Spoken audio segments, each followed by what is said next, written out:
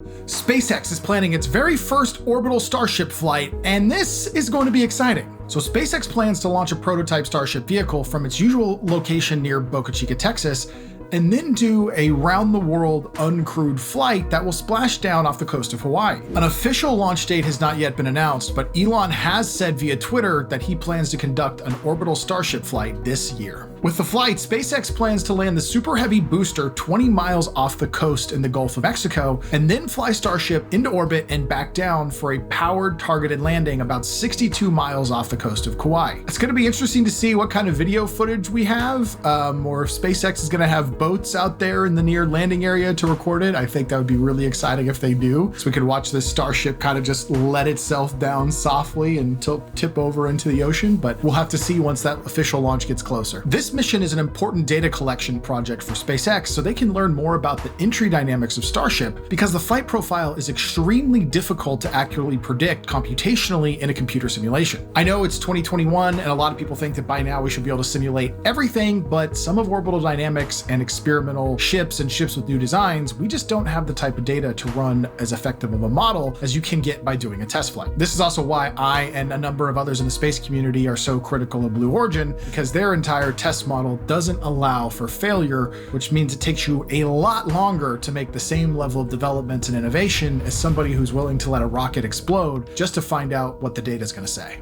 We also have some news coming from the Red Planet, as China just successfully landed its first rover on Mars, becoming only the second nation in history to accomplish this task. After circling the Red Planet for more than 3 months, the Tianwen-1 lander with a rover attached separated from the orbiter and began its plunge towards the surface. After surviving the 7-minute atmospheric entry challenge, it was confirmed on Twitter that the landing was successful. There was some consternation in the space community about how the release was handled, because the Chinese National Space Administration has not yet officially confirmed the success of the landing, but it was announced on social media by a state-run China Global Television network that the landing was a success. The world is watching to see more details as they're released, but it's exciting to see a new resident join the surface of Mars. Thank you so much for watching this segment of the Starman Report, and I look forward to having you back for more of the most exciting news in space.